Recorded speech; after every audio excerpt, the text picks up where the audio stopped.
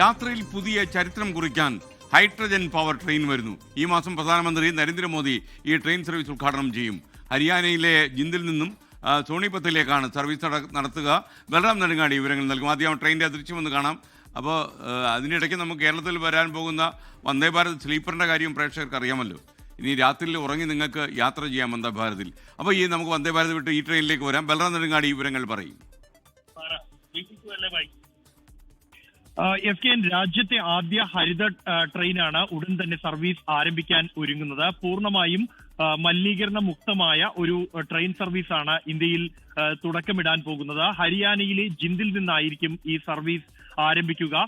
ജിന്ദിൽ തന്നെ 120 കോടി രൂപയുടെ ഹൈഡ്രജൻ ഗ്യാസ് പ്ലാന്റ് 120 കോടി രൂപയുടെ ഹൈഡ്രജൻ ഗ്യാസ് പ്ലാന്റ് കേന്ദ്ര സർക്കാർ സ്ഥാപിച്ചിരുന്നു. ഇതിൽ നിന്നുള്ള ഇന്ധനം ഉപയോഗിച്ചായിരിക്കും ഈ ട്രെയിൻ സർവീസ് നടത്തുക.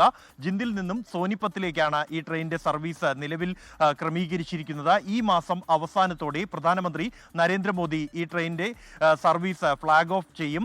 പ്രധാനമായും ഏറ്റവും ശ്രദ്ധേയമായ പ്രത്യേകത എന്നുള്ളത് സാധാരണ നിലവിൽ രാജ്യത്ത് സർവീസ് നടത്തുന്ന ട്രെയിനുകൾ, മറ്റ് ഇന്ധനം ഉപയോഗിക്കുന്ന ട്രെയിനുകളും വാഹനങ്ങളും കാർബൺ ഡൈ ഓക്സൈഡ് ബഹിർഗമിക്കുന്നു എന്നുള്ളതാണ്. എന്നാൽ ഈ ട്രെയിൻ പൂർണ്ണമായും ഹൈഡ്രജൻ ഇന്ധനമാക്കി പ്രവർത്തിക്കുന്നത് കൊണ്ട് തന്നെ നീരാവിയായിരിക്കും പുറന്തള്ളുക.